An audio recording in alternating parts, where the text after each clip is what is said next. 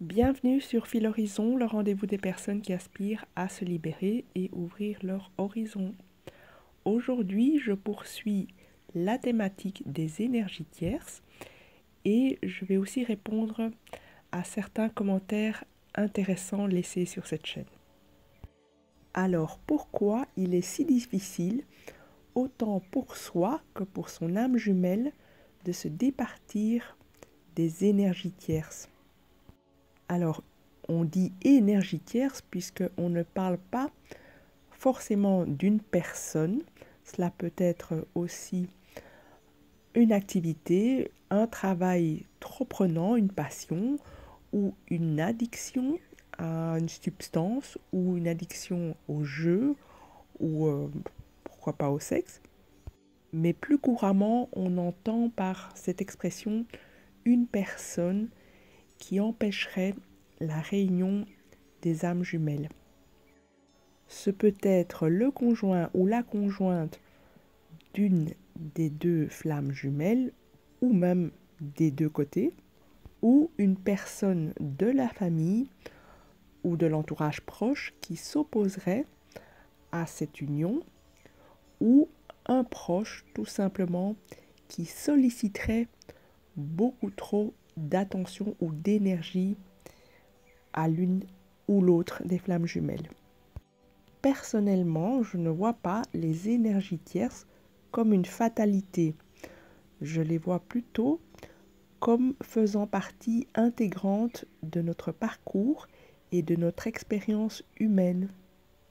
Il est important de se rappeler à chaque instant que la façon dont nous voyons notre réalité induit aussi notre expérience.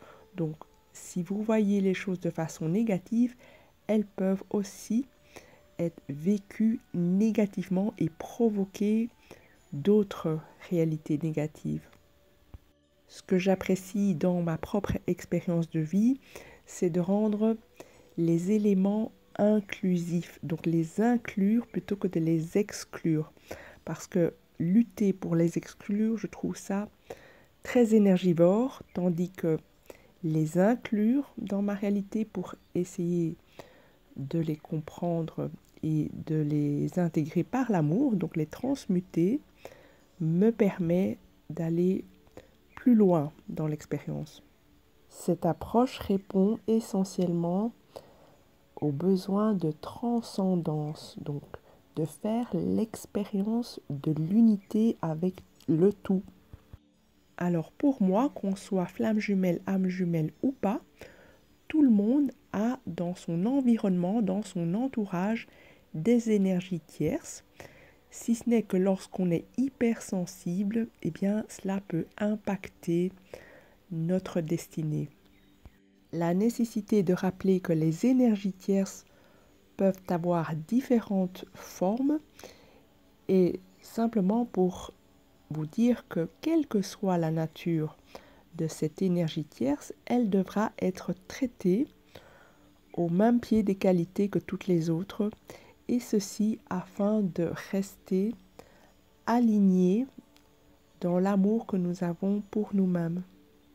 Lorsque je dis traiter, il n'est pas nécessairement question d'évacuer une énergie tierce, mais simplement de reconnaître son existence et de mettre de la conscience sur le fait que, eh oui, on en est là avec cette occupation-là, cette énergie tierce-là, cette personne-là. Ce qui est déjà un grand pas, un premier pas par rapport au fait de ne pas l'avoir ou être dans le déni. Le déni du fait que ces énergies tierces ont un rapport avec notre histoire.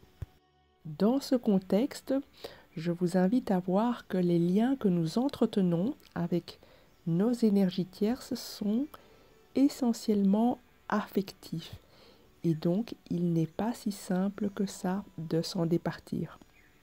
Entre les personnes qui semblent bien gérer leur vie amoureuse, affective et sociale et celles où cela semble plus complexe, on dira qu'il y a une immaturité affective dans le second groupe. L'immaturité affective étant essentiellement une immaturité émotionnelle, c'est-à-dire qu'on se laisse déborder par ses émotions sans savoir les tempérer. Ou encore, on n'est pas en mesure de faire les liens entre notre vie intérieure et le monde extérieur pour pouvoir vivre sereinement.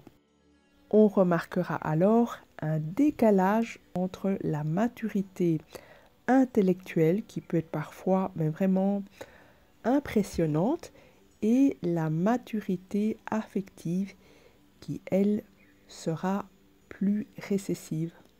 Et donc, l'immaturité émotionnelle n'impacte aucunement le développement intellectuel. On peut parfaitement avoir un intellect logique, raisonnable et fiable, tout en ayant une immaturité affective. Parmi ces profils, il y a parfois des personnes avec une réussite professionnelle éclatante et donc une assise au niveau social et donc une maturité professionnelle sans avoir de maturité affective. Ceci permet donc entre autres d'expliquer pourquoi il est possible en tant qu'adulte d'avoir du mal à se départir de ses addictions, surtout lorsqu'il s'agit du travail, puisque cela passe très bien au niveau social. Mais encore, cela explique pourquoi il est si difficile de quitter un compagnon ou une compagne, un proche ou un entourage avec lesquels on ne serait pas accordé, mais qui répondrait néanmoins à un aspect dont nous avons besoin pour mieux nous connaître et expérimenter qui nous sommes. Et donc, dans mon approche, je suis plutôt inclusive à essayer de voir les liens et qu'est-ce qu'il rejoue de notre propre théâtre intérieur. De toute façon, je suppose que chacun aura essayé en son âme et conscience de dégager une énergie tierce. Vous voyez bien que cela ne se fait pas spécialement en un clic. De la même façon, il me semble assez périlleux d'aller demander à son autre de dégager ses énergies tierces et encore plus inutile de le menacer. Il y a au préalable une mise en perspective et une mise en lumière à faire et cela se fait exclusivement chez soi. Nous avons besoin d'un temps de maturation pour intégrer le fait que nous n'avons pas besoin de nos énergies tierces pour être en amour pour nous-mêmes.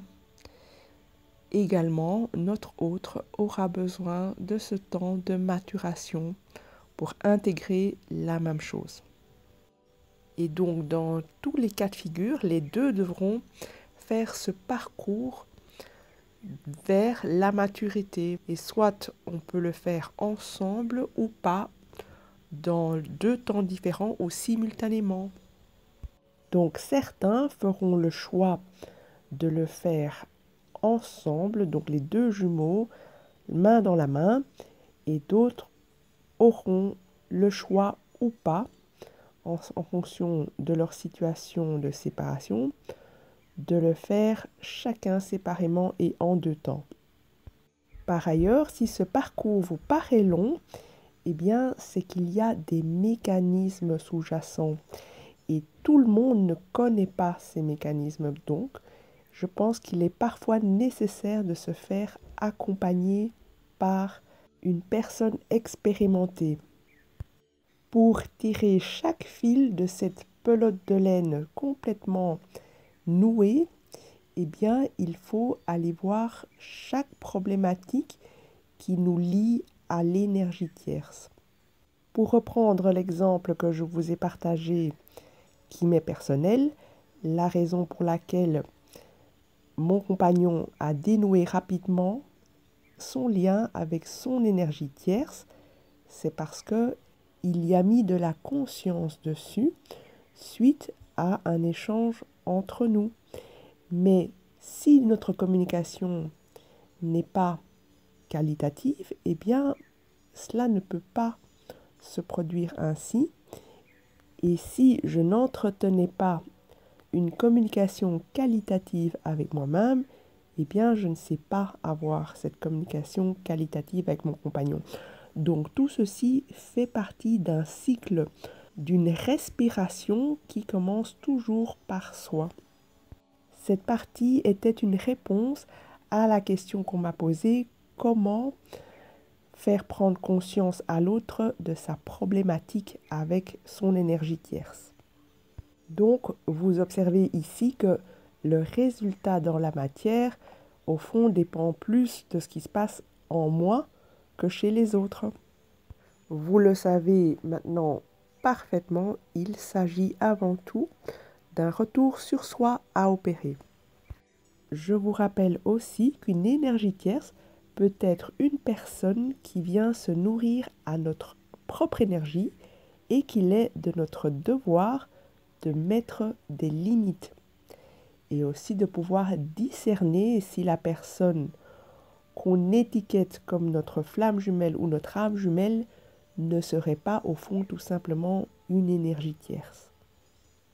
Je ne vais pas redévelopper ici le sujet de la toxicité de certaines de nos relations, mais pour faire simple, observez si cette expérience vous fait grandir ou le contact avec l'autre vous diminue, fait rétrécir votre cœur et votre âme, pour même pas parler de votre esprit.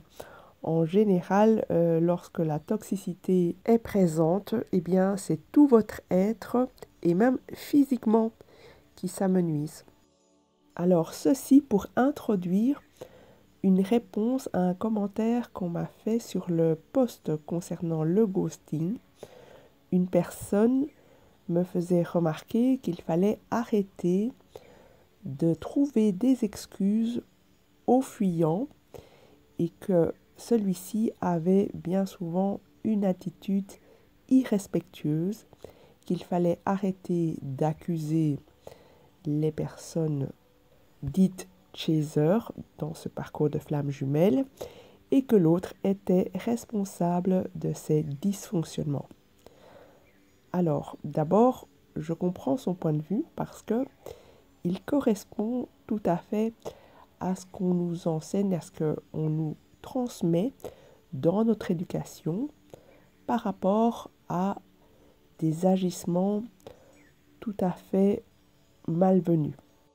Donc, si une personne vous ghost, vous fait des silences radio à répétition, sans explication, vous nie dans votre intégrité, eh bien oui, alors si vous avez pu repérer que son agissement était irrespectueux et irresponsable, il sera toujours temps de prendre vos jambes à votre cou. Pas besoin qu'on vous le confirme, ni d'aller étiqueter l'autre d'âme jumelle ou de flamme jumelle. En revanche, dans le parcours de flamme jumelle et d'âme jumelle, eh bien, tout le monde sait qu'il y a une difficulté à l'amour. Et donc, dans ce contexte, personne n'a raison ni tort de fonctionner comme il fonctionne. Ce sont deux fonctionnements différents et il n'est pas question de juger ni d'accuser qui que ce soit. Sur cette chaîne, je donne des éclairages sur la mécanique qui se produit entre les deux. Je ne suis pas en train de dire que c'est à cause de l'un ou de l'autre qu'il se passe ces manifestations-là. Certaines personnes oublient ou alors ne sont pas conscients qu'il y a des types de personnalités et de fonctionnement qui sont tout à fait différents de la norme. Il y a des personnes qui agissent de façon tout à fait atypique et qui ne sont pas des personnes malveillantes. elles n'ont même pas conscience de leurs agissements et de ce qu'elles peuvent provoquer chez vous. Et donc, on pourrait parler, par exemple, de phobie. Cela peut être une phobie sociale, une phobie de l'amour, une phobie de l'engagement, mais ce n'est pas quelque chose que l'on peut juger. C'est comme un handicap. Personne n'aurait idée d'aller juger ni se moquer, par exemple, d'une personne qui aurait un handicap physique. Et donc, c'est la même chose pour les handicaps psychiques. Et donc, je vous invite à la plus grande prudence lorsque vous jugez l'autre personne d'irrespectueuse ou d'irresponsable, notamment lorsqu'il s'agit de votre flamme jumelle ou de votre âme jumelle. Vous allez être fâché, en colère, mais vous verrez bien que vous n'allez pas tourner la page. Donc, si ce jugement était si juste que cela, si approprié que cela, questionnez-vous pourquoi vous restez en boucle dans cette histoire. Êtes-vous en train de faire une fixette sur une personne malhonnête ou alors, eh bien, peut-être qu'il y a d'autres choses à comprendre. En tant qu'autiste Asperger, je suis bien placée pour pouvoir vous témoigner de l'atypisme que nous rencontrons et de la différence qu'il y a avec les autres et avec les codes mondains. Mondains dans le sens sociétaux qui réunissent la plupart des gens. D'après moi, il y a en cette ère beaucoup de personnes incarnées qui ne répondent plus aux codes sociétaux et qui ne sont pas pour autant des personnes malveillantes. Il arrive même qu'on les appelle des êtres de lumière. Alors, j'ai une petite anecdote que je trouve mignonne à vous partager concernant un homme qui est Asperger et qui est marié. J'étais intriguée parce que je me suis demandé comment est-ce qu'il était parvenu à se marier. Bon, il y en a, hein, ce n'est pas quelque chose d'impossible, mais c'est plutôt exceptionnel pour un autiste ou un Asperger d'être marié. Et donc, je l'ai questionné pour savoir comment cela s'était-il produit. Et il me raconte qu'il était en plein échange d'SMS avec la personne de son cœur. Et puis, suite à l'un de ses derniers messages à elle, il ne savait pas quoi répondre. Et se creusant la tête pour trouver une réponse, finalement, le temps est passé, ses activités courantes ont continué, donc il a été pris dans le tourbillon de la vie, comme on dit. Et finalement, un jour, il a trouvé quoi lui répondre. Et figurez-vous qu'un an était passé entre-temps. Il se doutait bien qu'en face, l'autre personne pouvait parfaitement l'avoir oublié, être passé à autre chose ou même être avec quelqu'un d'autre. Et donc, il était si content qu'elle lui réponde gentiment, sans a priori et sans jugement, comme si se poursuivait naturellement leur communication amoureuse qu'il l'a demandé en mariage. Et donc, cette femme patiente a connu le ghosting, le silence radio et la demande en mariage consécutivement. Donc, voici pour illustrer donc mon sujet d'aujourd'hui qui est l'immaturité affective. Elle explique donc entre autres la longueur des parcours parce que chacun est amené à maturer dans son expérience de vie. Et ce n'est pas parce qu'on est hypersensible qu'on est hyper doué émotionnellement. C'est souvent même le contraire. Il faut accepter par là que l'une de nos parties ou l'une des entités intérieures de notre autre n'a pas mûri ou alors est restée figée ou bloquée un âge, donc l'âge auquel est survenue une première blessure, et que cette entité-là devra encore mûrir. Vous comprenez mieux alors la codépendance dans ce type de relation. C'est-à-dire que, étant comme un enfant, donc je parle de cette partie-là, eh bien, elle aura besoin de l'autre, elle aura besoin du relationnel pour pouvoir mûrir. Ce qui explique que certains peuvent rester dans des relations avec une personne tierce pendant très longtemps, même sans l'aimer, puisque il y a la codépendance liée à l'immaturité affective. Et cela explique malheureusement pourquoi certains se comportent de façon inappropriée.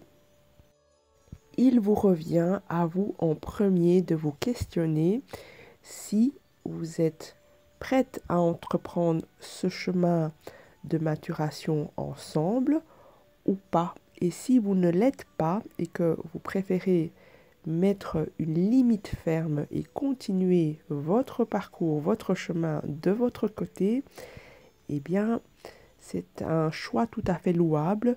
L'autre peut maturer aussi de son côté avec d'autres personnes tierces. Sur cette chaîne, comme vous l'avez remarqué, eh bien, j'ai fait le choix du relationnel. J'ai fait le choix d'entreprendre ce parcours avec mon compagnon. J'ai donc fait le pari qu'il y avait quelqu'un derrière le masque et que je souhaitais aller voir toute la beauté cachée derrière le masque. Et comme je vous l'ai raconté, eh bien, pendant un an, j'ai ramé toute seule puisqu'il n'y avait pas de réponse de l'autre côté. Donc, cela vous illustre aussi pourquoi il faut être prudent et ne pas juger ou présumer trop hâtivement de l'autre. La difficulté pour les personnes souvent éveillées au lien, c'est de régler la notion de distance et donc qui éveille souvent de l'insécurité. Et cette insécurité va vous faire interpréter les choses de façon erronée. Et donc, dans mon expérience, malgré le choix difficile que j'ai fait, ce n'est pas quelque chose que j'ai entrepris avec acharnement. C'est plutôt un rapport que j'ai nourri avec ce qu'on appelle l'univers, le grand tout ou la source pour pouvoir être guidé. Donc ce ne sont pas des actions que j'ai mises en place de façon volontaire.